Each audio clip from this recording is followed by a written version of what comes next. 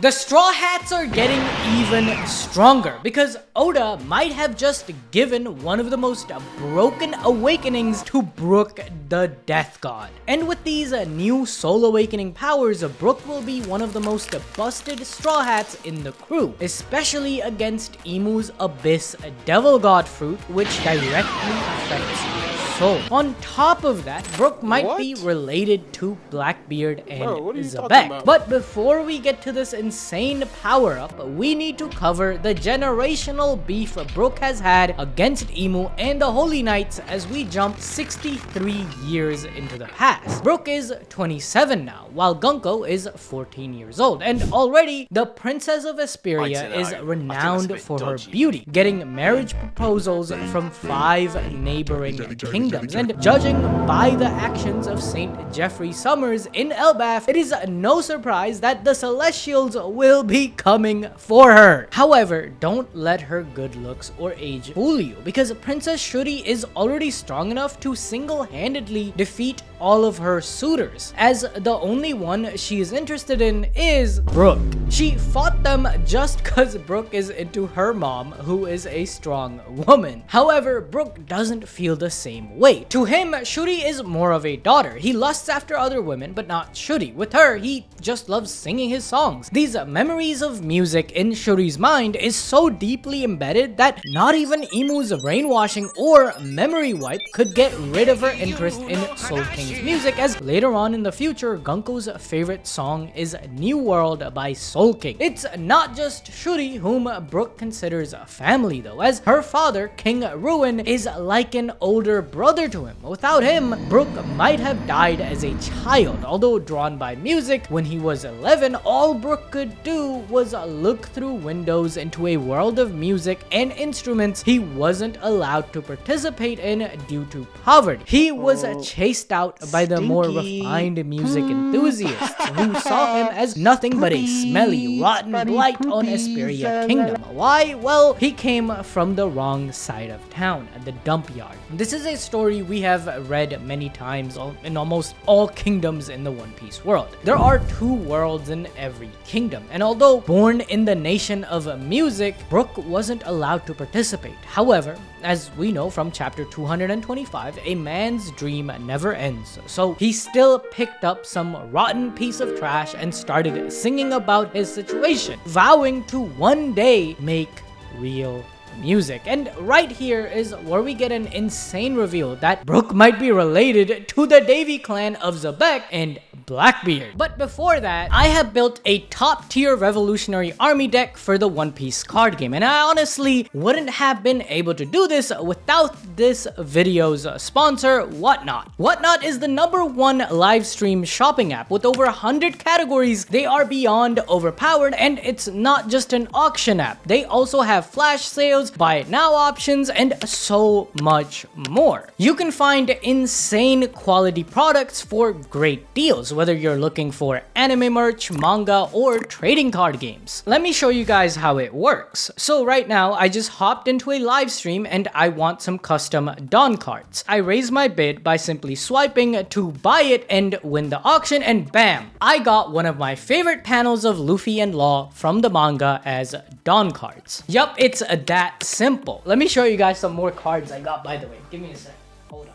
These are all the cards I got from this. So what are you guys waiting for? Use my link or scan the QR code on screen to get $15 off your first purchase anywhere on the app. Plus, if you follow me on Whatnot using my link, you will automatically be entered to win $500 in Whatnot credit. Please, guys, please. I need to beat my friend in One Piece, bro. I want to build that emu deck, please. Huge shout out to Whatnot. Now let's get back to the chapter. Brook sings that one day he will make real music, which everyone, even his mom, dad, and little bro will acknowledge. Since we don't see them in the junkyard with him, it's possible that he got abandoned there as a child or separated from them, and looking at young Brook, my mind instantly goes to the Davy clan. He looks exactly like young Blackbeard. Considering that Esperia is also in the West Blue, where God Valley existed in, it's very possible that scattered members of the Davy clan made their way to a few other kingdoms in the West Blue. In fact, when we get a better look at Ruin later in the chapter, he looks so much like a black-haired Zebek. Maybe the prince was fascinated by Brook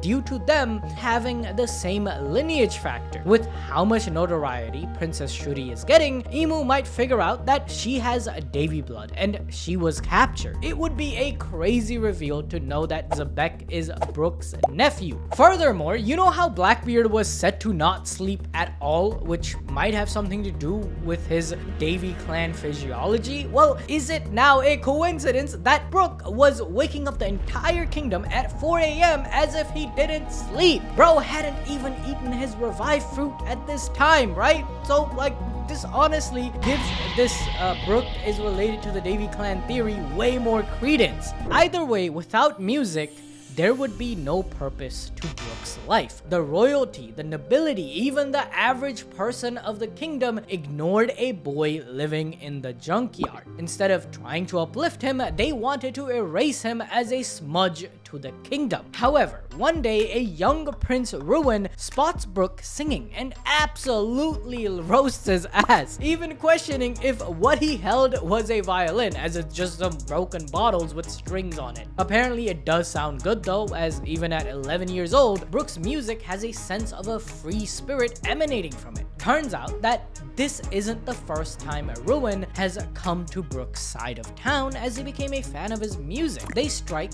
quite a quick friendship together. I wouldn't be surprised next chapter if it's revealed that Brook is a half-brother of Ruin or was like a illegitimate prince or something like that, as Brook calls him Big Bro and even treats him to a meal made of grasshoppers and frogs. This may sound gross to some of you, but the level of poverty Brook is subjected to here, like this meal must be one of the more nutritious foods, like high in protein. So sharing it with Ruin is a big thing for him. It's like Tama giving Luffy her last and only bowl of rice in Wano. Now at this point, Ruin is a prince of Esperia, and seeing how Brook survives daily on grasshoppers, it makes him think of his dinners at the palace. Ruin's soup is made with freshly caught seafood. Bro got the dollar abalone cooked with red wine, served with premium ruby beef. The condition of his poor citizen makes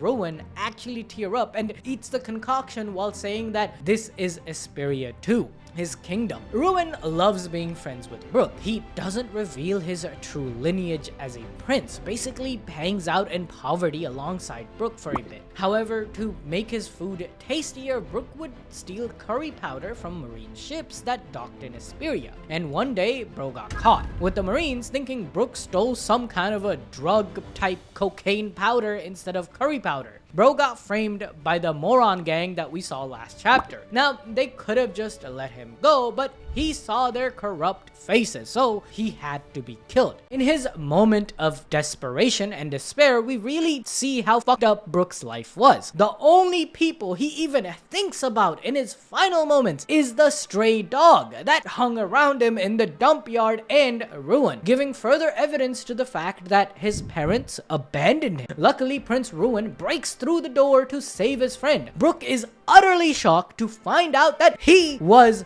royalty. However, before Ruin could ruin these marines' faces, Candel, the captain of the royal escort, barges in to do the cutting because you can't have a prince of a kingdom, which is part of the world government, beating up marines. They are still backed by the Celestial, however corrupt they may be. This is also the moment Brook fell in love with the sword, as he wanted to become a swordsman just like his big bro Ruin and his love Candel. His life was finally turning around as Ruin claims Brook to be the next great star of Esperia, as Brook finally gets some actual instruments to play with. Furthermore, with Esperia beating up marines, this could give the world government an excuse later on to deem the kingdom criminal, as they went against the marines' rule, however corrupt they may be. Using the excuse from years ago, Ruin and Candel might be forced to sell or give Princess Shuri or Gunko away to the Celestial Dragon. This would put a heavy toll on Brook's conscience, as if Rowan was never friends with him and saved him by going against the Marines. Princess Shuri, who is like a daughter to Brook, would still be free. Okay, enough about the flashback. Instead, I think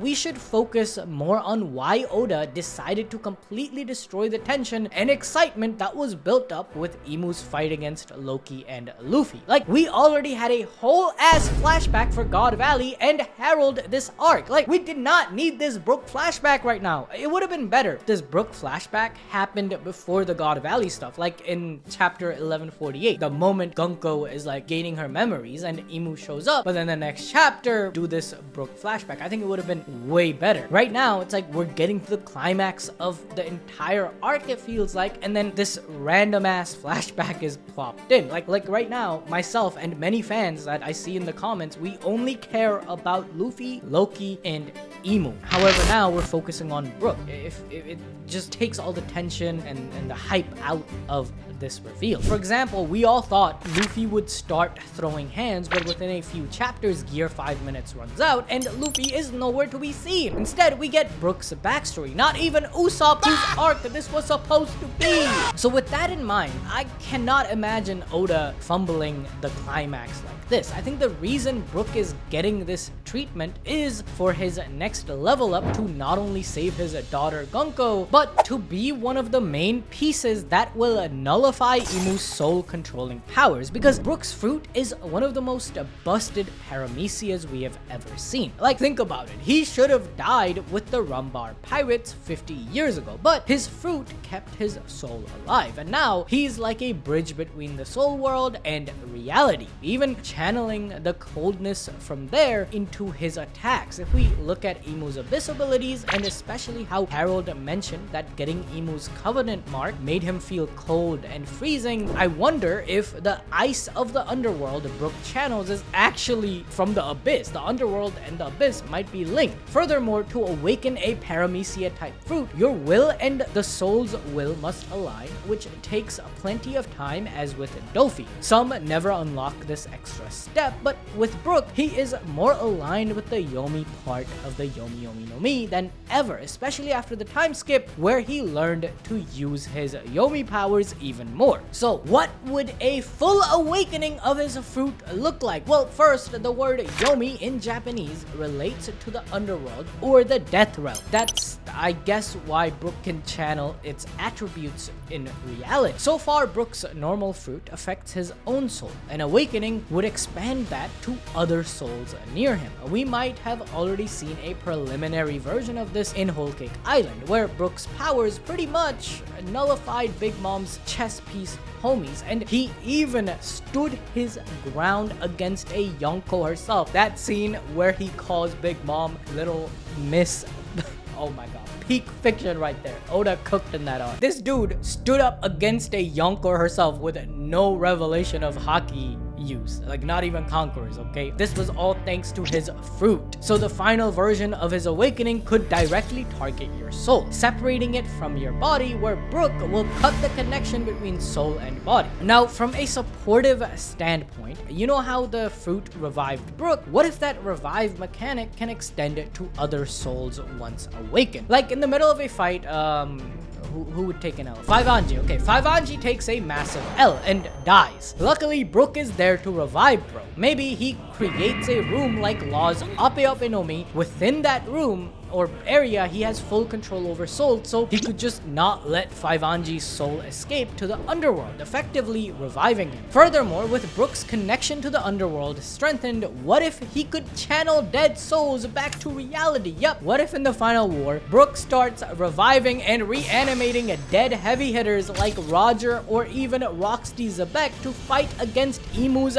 Abyss Domi Reversied Demon Army? Okay, this sounds crackpot until we consider the connection between music and its ability to preserve someone's existence after they are physically gone. In One Piece Film Red, Uta's music power pulls people into another state of existence entirely, affecting everything from consciousness, bodies, and reality itself through songs. Tot Musica was a demon king of songs and was summoned through a forbidden forbidden melody? What if Brook, with his soul powers and connection to the underworld, can sing those lost powerful wills back to reality, like with a Roger song or a Zebek song? Bro, I even have a name for this ability, okay? I was smoking that good rain god Zaza pack the whole week. This power would be called Requiem of Souls. Like, I got the moon theory, and now I'm talking about reanimation jutsu in the final arc of One Piece. What has happened to me? Oh yeah, I didn't mention Deadbeat Dragon this episode. Deadbeat Dragon, there you go, I said the word. He's coming, okay? Hit the like button and watch the moon theory I made yesterday after this video. Bye bye.